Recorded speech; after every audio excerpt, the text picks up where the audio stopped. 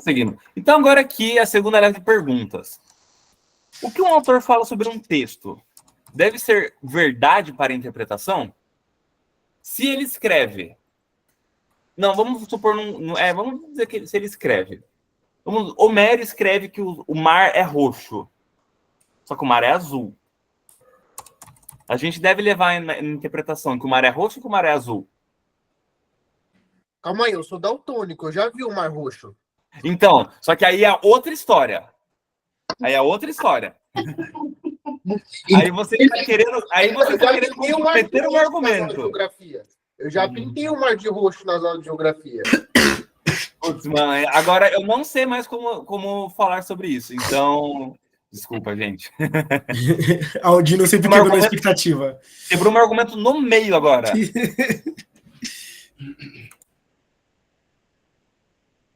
Mas aí é uma exceção à regra, e tipo, né? Aquilo, autor, o mundo de uma maneira singular. A gente não pode passar a regra aquilo que é exceção.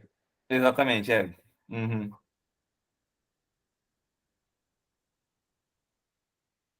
Calma aí. Deixa só eu falar aqui a pergunta da Idriana. Depende. Eu estou limitado ao texto dele. Respondendo a uma atividade, por exemplo, ou preciso comparar com a realidade? Como assim? Não entendi a sua pergunta. Ah, não. O cara escreveu que o mar é roxo. O cara escreveu que o mar é roxo. É isso aí, ponto. E agora? Como que eu vou interpretar isso? Porque o mar não é roxo, a gente sabe que o mar é azul. Então, tipo... Como que isso entra com a realidade? Você precisa comparar com a realidade, você que vai montar a sua interpretação. Mas por que seria uma metáfora? Ele falou, o mar é roxo. É uma frase concreta. O Ulisses olha para o mar e fala, caramba, o roxo do mar consegue, tipo, trazer à tona memórias da minha casa. Ponto. O roxo do mar. Não é esse o contexto, mas é um contexto semelhante. Tipo, ele evoca alguma coisa sobre o roxo do mar.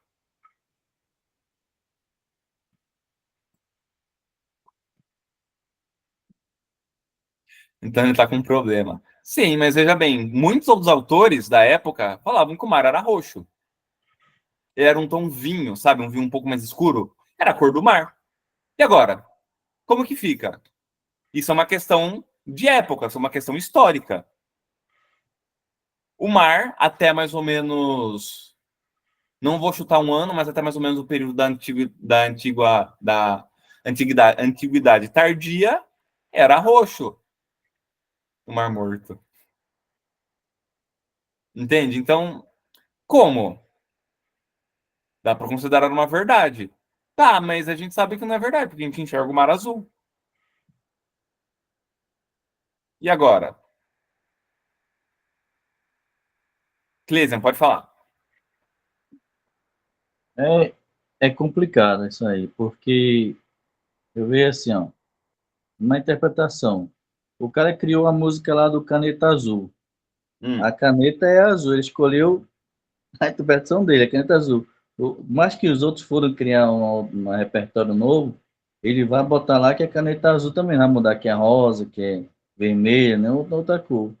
Mas se o autor, que é o dono do texto, que está comandando lá o texto, botou a azul ou roxo, a sua interpretação vai ser com base naquela cor, entendeu? A gente sabe que na realidade o mar é azul, né? Ou azul, ou incolor em si, mas aí a gente tem que seguir o padrão do texto. Eu acredito que seja isso, na interpretação do texto.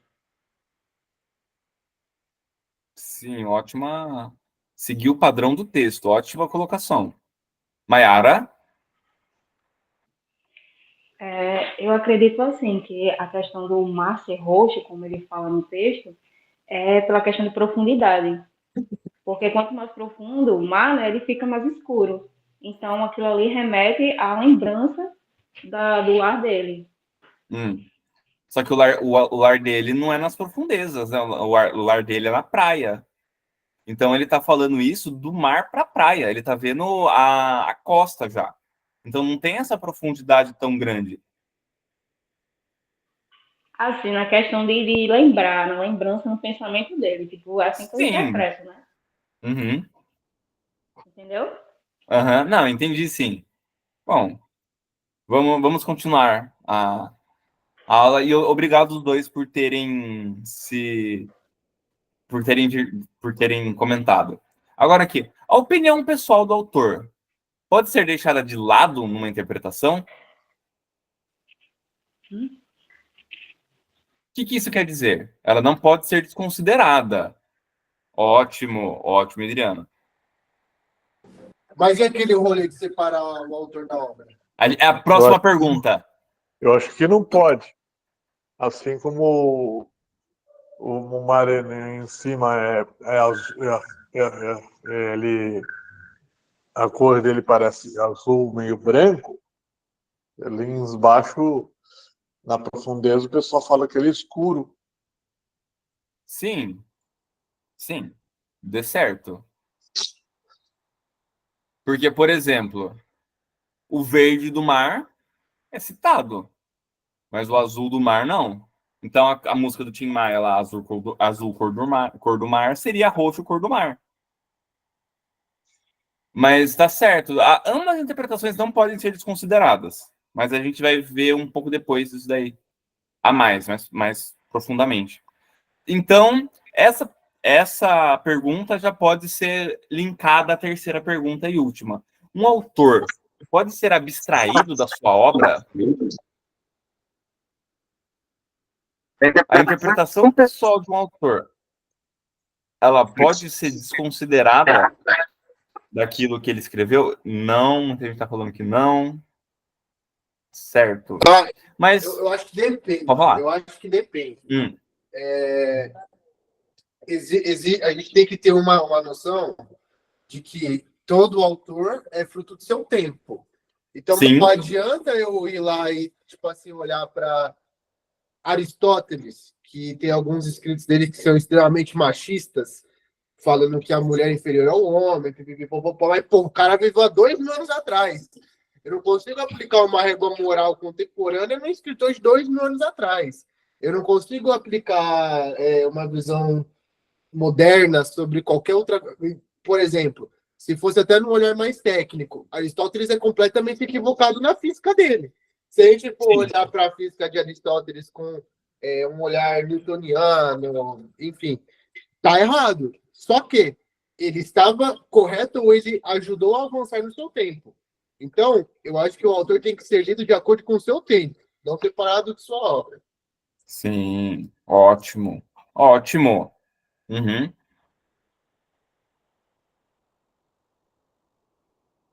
Exato. Ótima resposta. E eu acho que não. Eu não tenho nada a acrescentar além disso. De que o autor ele tem que ser visto como um fruto da sua época. Da mesma maneira que as interpretações são frutos da época dela. A gente só tem essa interpretação que. A gente só tem essa interpretação. De novo, a interpretação. A gente só tem essa interpretação porque nós somos frutos da nossa época. A gente viu o quanto que nós progredimos de uma maneira social, de uma maneira humana em relação ao que as pessoas, ao que o clássico escrevia, ao que o medieval escrevia, ao que o moderno escrevia. Porque a gente tem um salto social enorme do moderno para o contemporâneo que a gente está agora. Pode falar Basílio e depois o Moacir.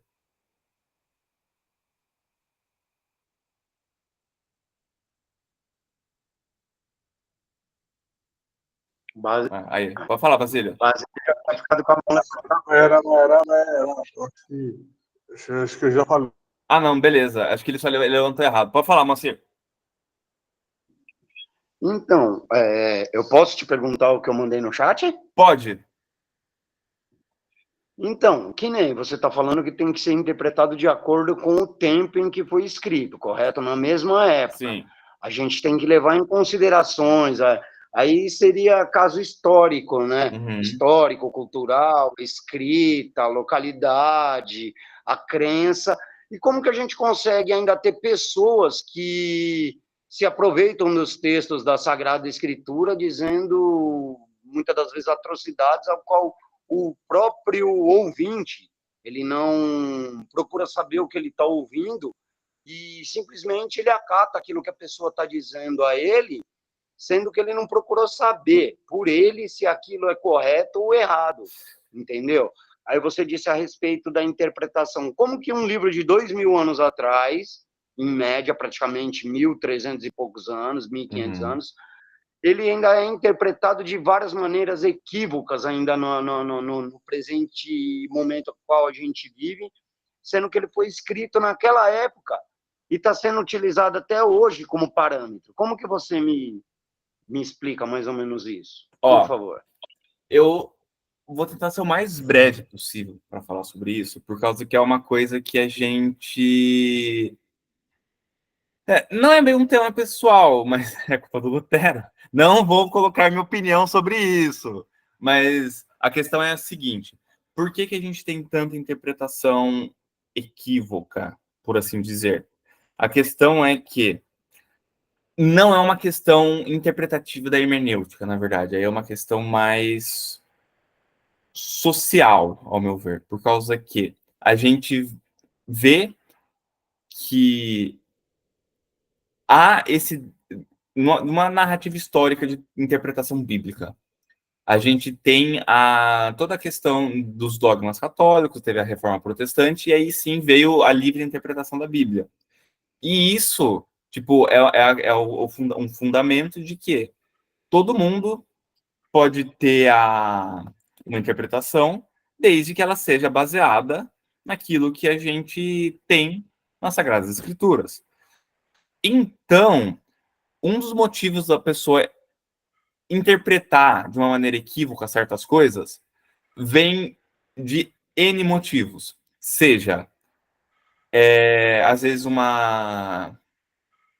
algum déficit na educação, de leitura, seja alguma coisa relacionada ao momento pessoal que a pessoa passou, que ela se identificou, e também pode vir mau caratismo. E a gente nunca pode deixar de contar o mau caratismo de uma pessoa que vai pregar em um lugar de baixo, uma população um pouco mais... uma população pobre, por assim dizer, e essa pessoa ela vai pregar lá, e a pessoa que ela não teve o aparato crítico para falar, nossa, será que essa pessoa está falando besteira ou será que essa pessoa está falando verdade? Ela não teve o aparato crítico para isso, e ela vai seguir como verdade, porque para ela essa pessoa está falando com uma autoridade, essa autoridade ela está vindo, pode vir ser de Deus, pode ser de uma autoridade acadêmica, pode ser de uma autoridade social. Então a gente vê que tem, além da interpretação nesse sentido, tem construções sociais. Tem construções sociais. A Águida pegou o exemplo que eu ia citar agora. A reportagem do Fantástico, do pastor, vá e pega essa mulher e adultera. Não, vai pegar essa mulher adúltera. O cara, ele não leu direito. O que faz um acento, né? O cara não leu direito. E ele criou uma igreja de garagem do qual defendia isso. Entende? E tinha gente que ia, sabe? E é impagável quando que tudo isso faz... Quando, tipo, tudo faz sentido para ele. Que é o Caco Barcelos. Não é o Caco Barcelos, é o repórter lá, o Zeca Camargo. Zeca Camargo?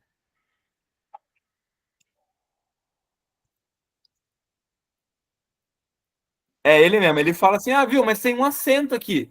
E o cara, tem um acento? Ele olha aqui, ó, vai pegar essa mulher adúltera. E o cara, ele olha, ele para, ele pensa, ele fala, não, ele lê de novo, ele não fala mais nada, porque aí entra a questão. Aí vem uma questão de uma escolaridade mesmo. Aí vem uma questão de que o cara ele não soube interpretar no sentido de ler, sabe? Ele não tinha um sentido, essa questão da leitura. Ele viu, ele interpretou do jeito que ele achou que era e quis espalhar a mensagem que ele achava que era. Então, tipo, tem tudo isso. Tem questão de intencionalidade, mas muitas vezes a gente também não pode deixar de ver mau caratismo de pessoa, que sim, isso tem em todo lugar, pessoas querendo lucrar em cima de todos, entende? Então, tipo, N exemplos que eu não vou citar, N coisas, entende? Então, tipo, essa questão da interpretação de um texto religioso, ela sempre é mais complicada, porque a gente perde muito tempo com ela. Eu só vou passar a palavra para o Cleison, daí a gente vai continuar, tá, gente? Senão a gente não vai terminar hoje. Cleison, vai falar? Eu já vi essa reportagem. Então, é impagável. É impagável o que o cara faz, sabe? Tipo, porque é ao vivo. Então, tipo, né? Mas desculpa, pode falar, Cleison. Só concluindo aí, realmente isso aí, como eu acabei falando agora mais cedo, a Bíblia tem várias interpretações, linguística, metáfora, e a literária também, né? Literatura, a pessoa que lê ao pé da letra. Lê o que está escrito lá. Por exemplo, até motivo de o pessoal conta como uma piada, mas assim, um certo irmão dizia que Jesus tinha uma esposa, entendeu? Só que foi descobrir que ele não estava lendo direito, tipo assim, ele estava lendo lá e em vez de ler a túnica de Jesus, ele lia a túnica de Jesus. Então ele associou aí, Jesus tem uma esposa, entendeu? É a túnica de Jesus. Aí então, Jesus tem uma esposa. Para você ver a interpretação. Ele identificou como se Jesus tivesse uma esposa. Então você vai ver por aí, a literatura, né? Ele já identificou aquele sentido literário da palavra, ao pé da letra. Então ele já não leu direito, como ele teve problema na leitura, aí já passou para outros, olha, Jesus tinha uma esposa, aí foi aquele telefone sem fio, entendeu? Muitas vezes acontece daí. E como a Bíblia, ela tem vários escritos, né? Tem a Serra Almeida, tem vários outros escritores que escreveram também a Bíblia, e assim vai, a pessoa que vai ler tem que saber ler, se for ler, vai passar aquela comunicação errada, é isso aí. Sim. O Marcelo colocou aqui uma citação do Wittgenstein, que é: o que pode ser dito claramente. E isso, gente, se vocês acharem que é uma linguagem um pouco mais complicada, o filósofo brasileiro Wilton Japiaçu, ele escreve a mesma coisa. Nada é tão impossível que você não possa dizer evitando ambiguidade. Entende? Então, tipo, você tem sempre que ser claro, objetivo e coeso com as coisas que você faz. Você sempre tem que evitar a ambiguidade, senão a gente vai pegar umas paradas assim. Por exemplo, sobre o que não se pode falar, deve se calar. Que, inclusive, depois que o Marcelo comentou comigo, o Wittgenstein, ele brigou com o Popper. E, muito provavelmente, ele escreveu isso pro Popper. Por causa que eu descobri que a briga deles era no sentido acadêmico, por causa que o Wittgenstein ele falava que tudo que o Popper falava era besteira. Então, o argumento é que tipo, há coisas que não podem ser adequadamente expressas por meio da linguagem. Sim, e é por isso que o silêncio também é uma forma de comunicação. O silêncio é uma linguagem. A gente tem N tipos de linguagem. E o silêncio é uma delas. Continuando, gente, senão a gente não vai terminar. Agora que o nascimento da interpretação. A interpretação, como eu já comentei, vem de muito tempo. Que nem eu comentei na frase lá traduzida pelo Jerônimo. Bem-aventurados são os que interpretam as profecias, sabe? Tipo, conseguem tirar alguma coisa de outra coisa. E a interpretação, ela vem com o desenvolvimento da hermenêutica moderna. Então, tipo, o que é hermenêutica? Então, aqui os tópicos que a gente vai tratar nessa aula de hoje ainda são o que é hermenêutica, os tipos de interpretação, as ciências naturais e ciências humanas, compreensão de expressão cultural individuais humanas e empatia e leitura. Então, antes de tudo, eu tenho que falar sobre o círculo alemão, que principalmente é o círculo filosófico alemão do século XVIII e XIX. Marcelo, você quer comentar alguma coisa sobre isso? Eu vou passar muito resumidamente. Não, senão eu vou acabar... Senão a gente não vai acabar hoje. Já tá 9h30, vamos embora. Quase 9h30. Então, gente, ó, por que é importante a gente saber disso? Porque a interpretação, ela bebe muito dessa questão da hermenêutica. Que a diferença é que, no círculo alemão, eles tinham uma volta muito grande ao misticismo, ao espiritualismo, não só ao cristianismo, mas ao entre aspas, em termos extremamente anacrônico, paganismo, sabe? Então, tipo, eles tinham que ter essa questão do espírito, o Zeitgeist, que é o espírito do tempo. Eles tinham que ter a busca pela verdade, mas não é uma verdade, a verdade da obra, mas sim uma verdade absoluta que permeia todas as obras. Eles tinham que buscar fragmentos dessa verdade para eles montarem uma peça maior que seria a verdade total, a verdade, uma verdade dogmática que é impossível de contestar, de tão verdadeira que ela é. Então, o círculo alemão ele tinha essa necessidade dentro da hermenêutica de buscar a verdade. E com isso a gente tem o Dilthey, que ele é, entre aspas, ele é considerado o pai da hermenêutica moderna. E o que é hermenêutica? É a arte ou técnica de interpretar ou explicar um texto ou discurso. Seu sentido original estava relacionado com a Bíblia, que nesse sentido consistia na interpretação e compreensão das escrituras para compreender os sentidos da palavra de Deus. Então eles tinham o quê? Tinha essa verdade que era alcançada na busca por Deus e nas obras, e conforme você lia, você tinha essa arte de interpretar, você interpretava com outras bases para buscar essa verdade. Então, aí temos que o hermetismo, nessa época, se dá por uma busca de uma verdade concreta, dogmática e indiscutível. E todo texto possui essa verdade que deve ser alcançada. Aqui nós temos os tipos de interpretação, que são a interpretação de textos filosóficos, textos religiosos, textos de medicina, ciências exatas e a busca pela verdade. A gente sabe que dentro das ciências humanas existe muito que é um dos males do século, que é o relativismo. Eu tô certo, você também. E a gente sabe que, tipo, para a gente ter uma instituição de ciência, alguém tem que estar errado para uma coisa estar certa. E a separação, a gente vai comentar disso um pouco mais à frente, mas a separação das ciências humanas e ciências exatas, ela é muito importante. Por quê? Se a gente tratar tudo como uma ciência só, a gente não vai conseguir sair da Idade da Pedra, sabe? Porque, por exemplo, a gente tende a achar que a interpretação do texto filosófico ela pode ser a mesma de alguma coisa, só que não, porque a carga que você tem que ter para cada uma das interpretações, ela é diferente. Eu não vou ler texto filosófico baseado em engenharia mecânica. Eu não vou ler texto religioso baseado no Tortura. Esse é o nome de um grande acadêmico da medicina. O nome do cara era, tipo, Pedro Tortura. Sabe? Não é Pedro, tá? Mas o nome dele era Tortura. Então, tipo, eu não vou ler texto de medicina baseado no Tomás de Aquino. Nem texto de engenharia baseado no Heidegger. Sabe? Então, tipo, a gente tem que saber filtrar as coisas que entram para a nossa interpretação. A gente tem que saber que nem toda interpretação ela é conveniente para aquilo que você está lendo, e nem toda bagagem ela vai poder ser usada para interpretar um texto. A gente ficou claro isso? A gente está entrando numa área meio nebulosa aqui, eu sei. Mas está claro? Eu estou tentando o máximo para fazer, tipo, resumido. Eu estou entendendo. Ah, beleza, então. O professor Marcelo colocou, tem matemático e quem tá lendo a filosofia de um jeito lógico. E não dá certo, exatamente, não dá certo. Porque filosofia, ela além de ter uma lógica, ela tem toda essa questão do espírito por trás. Ela tem essa pegada, entre aspas, enormes, essa pegada mística que a filosofia traz. Então, tipo, a gente não consegue ler puramente... A gente não consegue interpretar, que ler a gente consegue ler tudo. A gente não consegue interpretar, às vezes, de uma maneira satisfatória, porque falta alguma coisa.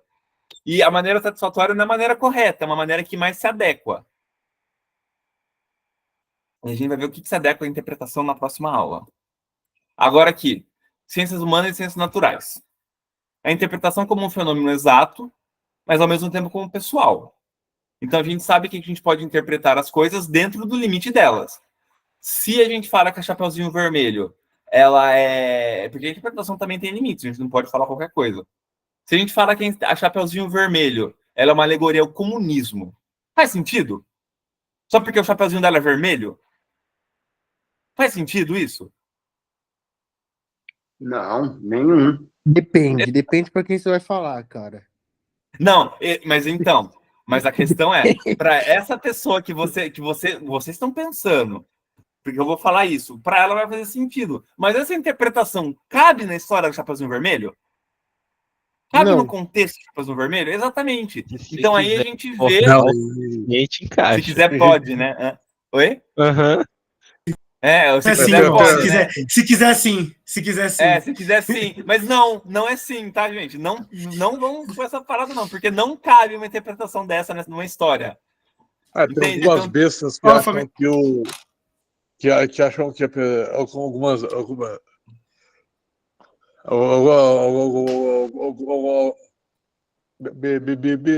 besta não, mas alguns tontos aqui em Piracaia que acham que as pessoas que usam vermelho são todas comunistas. Mesmo essas pessoas falaram que não gostam não gostam de esquerda, não gostam de nada disso. No Brasil não podem usar vermelho. Porque assim, a gente volta para aquela regra básica da trilha, né, Matheus? Quando você vai interpretar um texto, usa o bom senso, gente. Que tal? Usa o bom senso, gente. Mas agora é a parada. Se a pessoa tem em mente que, tipo, nossa, se a pessoa é comunista, é porque alguma coisa deu brecha para ela pensar nisso. E isso é preocupante. E isso a gente vai ver depois, que é uma filósofa da interpretação chamada, que é sobre o nome dela, Sontag, ela fala sobre isso, porque tipo, se há uma brecha para isso, uma interpretação que não tem nada a ver, é uma coisa preocupante. E isso é um fenômeno social preocupante. Sabe? Então, tipo, são coisas que a gente não pode deixar passar. Por que é assim? Onde você tirou isso? A gente tem que questionar para a gente conseguir chegar à fonte disso e questionar essa fonte, por causa que se a pessoa só vai repetindo, disseminando isso, alguma hora vai chegar uma interpretação que talvez seja mesmo, sabe? Então, a gente tem que ter sempre esse cuidado na interpretação. Agora, outra coisa que eu vou falar sobre as ciências exatas, ciências naturais, né? Vamos dizer que... Não, isso é verdade. Eu tenho 2 médicos. Cada um deles fala que eu tenho uma coisa diferente. Isso é normal. Porque as ciências naturais também são interpretação.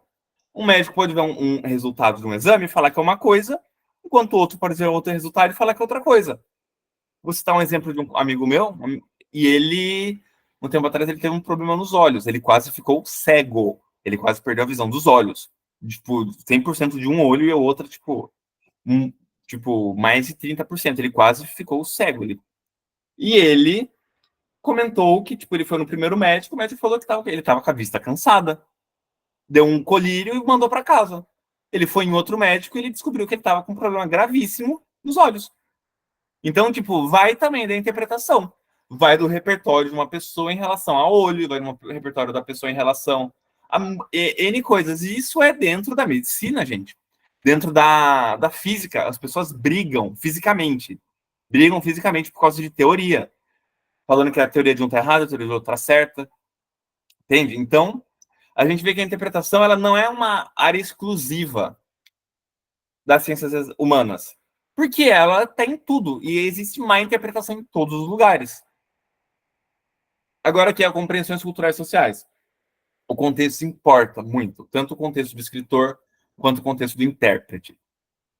O contexto do escritor, Chapeuzinho Vermelho, era transmitir mensagens sobre maioridade, sobre responsabilidade, sobre não confiar em estranhos, sabe? Tudo isso. Sobre tudo. E alguém interpretar que a Chapeuzinho Vermelho é comunista por causa que ela usa vermelho, tem algo... Importa no contexto de por que essa interpretação foi feita, qual o contexto que essa interpretação foi feita, em que época essa interpretação foi feita, sabe? Eu não vou citar o ano, mas foi há 4 anos atrás, sabe? Então, o contexto sempre importa, tanto do escritor quanto do intérprete, e a cultura implicada na interpretação. A cultura implicada na interpretação importa muito. Eu não posso traduzir. Eu não posso pegar para traduzir um épico islandês, uma saga assim,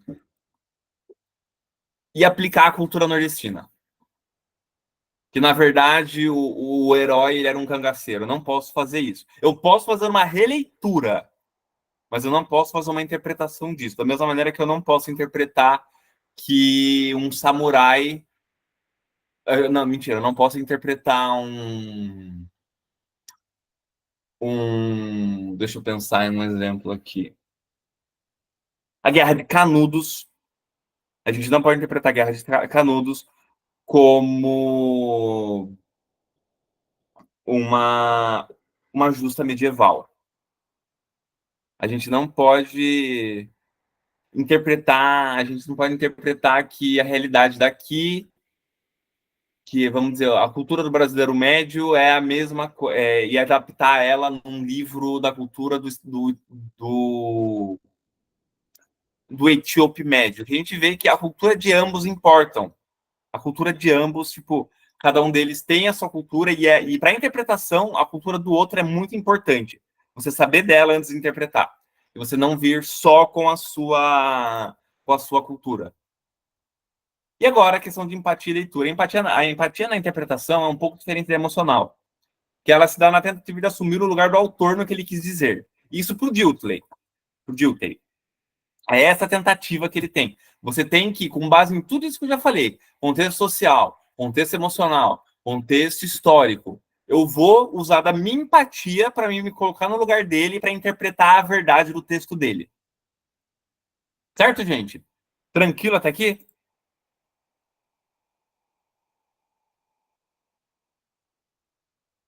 Mandando joinhas, beleza. E agora, aqui para concluir, nossos próximos slides eles vão começar nessa sala, porque a gente acabou de passar do escritório. A gente vai para a sala para a gente conversar agora um pouco. Cada um vai sentar na sua cadeira e a gente vai bater um papo mais profundo sobre a interpretação. Então, sobre hoje a introdução, espero que tenha sido uma introdução leve para vocês. A gente tenha levantado mais questões do que respondido, porque ao decorrer das aulas a gente vai tentar responder por diversas óticas como que uma boa interpretação pode ser feita para um vestibular. Certo? Tudo isso que eu coloquei aqui tem importância para o vestibular, gente. Acreditem em mim. A gente vai chegar nela, só que a gente tem que ter muita paciência. Tudo bem? Então agora eu passo a palavra ao Léo, porque eu imagino que... acho que é o Léo e o professor Marcelo, porque a gente vai... eles vão agora falar sobre o que foi passado na... Eu vou fechar aqui os slides e já vou mandar para vocês.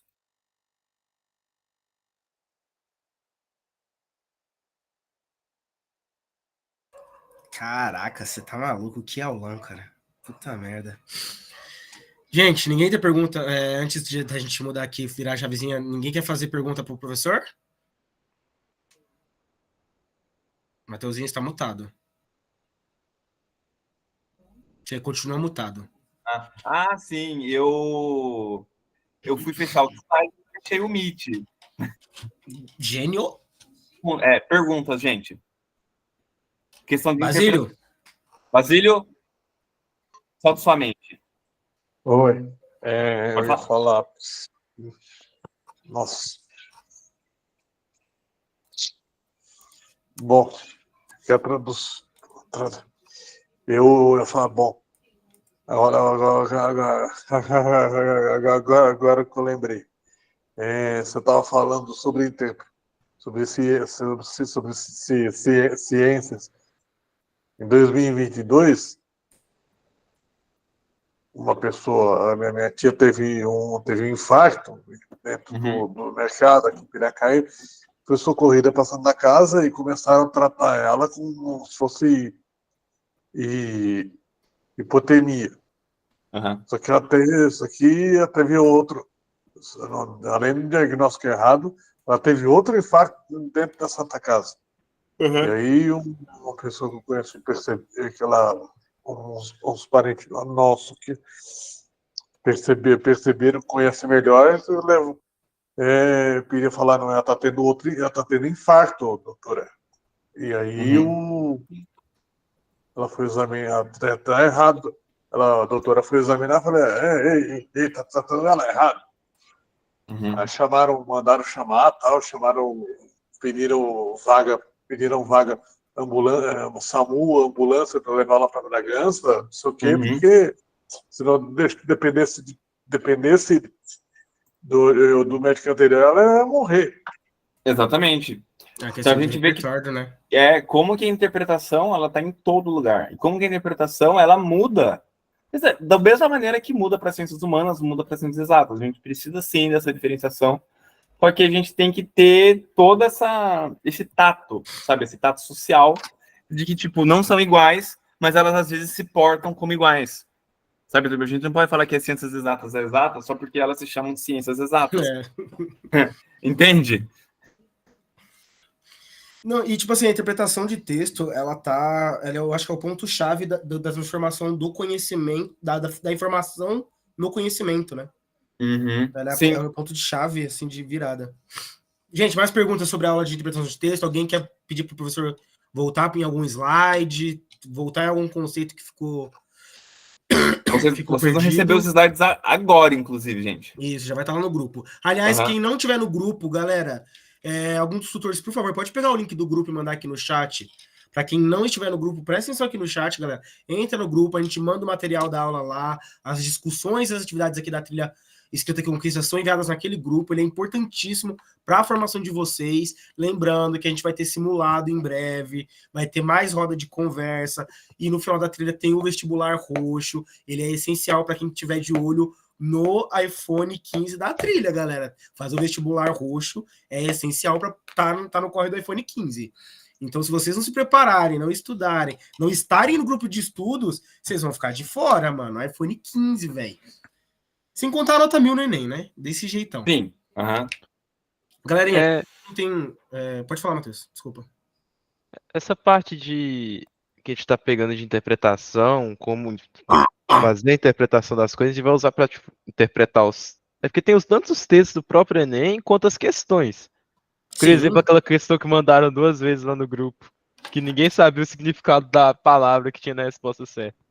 Você querendo ou não, tinha que saber interpretar a própria questão. Sim. E as respostas... Eu deixei isso aí passar? Qual fita que foi essa aí? Traz aí pra nós. Foi o Vinícius, ele mandou uma questão, eu falei, gente, tá, lembrei. Daí eu e ele, a gente votou errado, só pra ver se a galera ia votar. Aí, gente, presta atenção nas atividades no grupo também, é muito maneiro, cara. Eu lembrei, participei dessa. Mas, então, Gabriel, respondendo a sua pergunta, tipo, a interpretação, ela não é só pro Enem. A interpretação vai pra tudo. Você ter uma boa interpretação, ela te garante muita coisa, sabe? Tipo, você conseguir analisar um problema, você conseguir cortar diante de uma entrevista, sabe? Tipo, você ter o repertório para falar de alguma coisa, sabe? Ajuda você a ter bom senso. A gente pode pegar um exemplo do que saiu esses dias. Saiu aquele jogo novo do Homem-Aranha e tinha gente reclamando que o Homem-Aranha não gostava de armas. Aí você pensa, o cara assistiu o filme. Ele assistiu o filme mais de uma vez. Como é que ele não entende que o cara que teve o tio assassinado por uma arma não gosta de armas? E aí, é isso. Falta de interpretação. É um mínimo de ajuda no bom senso. Ajuda muito no bom senso. A gente tem que lembrar, gente, que, tipo, bom senso é o que pauta a nossa vida. Infelizmente é o bom senso. Se todo mundo tivesse bom senso, a gente ia ter todo mundo tivesse bom senso, mano. Tão menos problemas. Nossa, muito menos problema. É isso. Cleison. Queria que o professor Matheus explicasse um pouquinho para a gente sobre coerência e coesão na redação. Haverá. No momento, não posso falar porque a gente já está com o tempo muito... mas a gente vai ter aula sobre coerência e coesão. Não se preocupa. Eu vou trazer definição, eu vou trazer exemplo, eu vou trazer tudo sobre coerência e coesão. Só que... Eu lembro que você falou que vai ter aula de pleonasmo também, que é uma das últimas, né? Sim, vai ser uma aula de pleonasmo. E a última a gente vai escrever uma fanfic para a Agda. Pode falar, Macer. Aula de fanfic vai ser ótimo. Aí, a questão de interpretação, desde pequeno na escola, eu sempre gostei de ler, entendeu? Dialogar, aprender bastante a respeito de gramática, ortografia, que nem as concordâncias, né? Ficar evitando muitas repetições, porque isso daí empobrece também a questão do texto, não é isso? Sim. Eu sempre tive bastante desenvoltura com isso, só que eu não tive, como que se diz assim, pessoas que me apoiaram para eu estar me dedicando um pouco mais nessa área, entendeu? Uhum. Cara, eu creio que dá para todo mundo perceber aí, né? Que eu amo falar, eu amo conversar. E não só conversar, mas fazer com que a pessoa me compreenda e compreender também o que a outra pessoa quer dizer. O que, por muitas das vezes, é meio difícil demais na era de hoje, viu? Esse negócio de abreviação com rede social, o povo mal tá sabendo falar. Tem uma frase que o Mano Ronald ele fala muito, e é muito real. Comunicação não é sobre o que você fala, é sobre o que o outro entende. Tá ligado? Uhum. Comunicação é sobre isso, mano. É sobre o que o outro entende. Não é sobre como o que você fala, é sobre o que o outro entende. E é se fazer entendível. Então, é isso que eu faço. Tá ligado? Sempre fiz isso. Fazer com que a pessoa entenda o que eu quero passar para ela. E é saber usar a linguagem que a pessoa entende também, mano. É isso, é interpretar, é também saber a linguagem que a pessoa vai saber interpretar, tá ligado? Usar a linguagem que a pessoa vai saber Sim. São várias classes sociais, camadas, então você tem que saber se portar. Você não vai querer falar com gíria dentro de um consultório, dentro de um escritório de um advogado, né? Aí fica meio feio. Então, isso daí é coerência também, saber identificar, não é isso? Exatamente. Perfeito, cara. Boa. Cleison, pode falar, irmão. O Moacir acabou de falar algumas coisas que eu ia falar também, mas eu vou falar um pouquinho da cultura. Porque, assim, eu vim de outro estado para cá, para o Nordeste, né? Eu moro no Nordeste. Vim lá no começo do Brasil, do Amapá. Vim de lá, minha cultura era totalmente diferente do povo daqui nordestino. Chegando aqui, eu aprendi novas palavras, tipo, não sabia as palavras que ele usava, o povo nordestino. Aí acho que muitas das palavras eram diferentes. Eu falava uma coisa, às vezes eles não entendiam. Tipo uma balinha, né? Aqui chamam um confeito, e lá chamavam bombom, que seria um bombom derivado de outras coisas. E assim, vários outros tipos de comunicação que a gente não entendia direito. Então, a cultura, ela influencia muito também na sua interpretação, de região para região, de país para país, né? E, como vocês falaram, na biologia também, na medicina, no contexto de comunicação. É isso aí. Boa. Vou anunciar a vencedora após o sorteio. Porque se a vencedora ganhar o sorteio, eu acho que vai valer a pena. Aí vai as nossas outras pessoas que não vai ficar concentrado numa pessoa só. Aí, Aldino, só me lembra uma coisa. Aí ontem foi só o desafio ou ontem também teve sorteio? Ou também puxa a lista chamada para fazer o sorteio? Na verdade, a gente pode dobrar, né? Então faz 2 pessoas, 2.000 nozes. Então é isso. Ou faz 4 de 1.000. Eu acho que tem que fazer 4. O que vocês acham, família? Quer que eu vai ganhar 3.000. Eu já sei quem vai ganhar. Eu tenho uma banca técnica aqui que está me ajudando a avaliar, mas o mapa mental mais detalhado e mais caprichado foi o eleito. Acho que é 4. Acho que tem que fazer 4. Mais o mapa da linha do tempo, mental, como você tá falando. Nossa, eu tô tossindo muito, gente, desculpa. Eu também. Então, eu tô esperando. Ó, temos 40 pessoas online, 3 professores e só 27 pessoas responderam. Quem tá moscando aí no chat? Quem tá dormindo? Galera, vamos responder. E pode fazer o sorteio com esse número aí, não tem problema. Malandrilson. Vai, gente, ó, lista aí tá no link, só responder o formulário, colocar seu e-mail. Gente, respondam os formulários com o e-mail que vocês têm no app, por favor. Respondam o formulário com o e-mail que vocês têm cadastrado no app, é importante. Eu vou parar a gravação. Já encerrou já? Não temos mais nenhuma...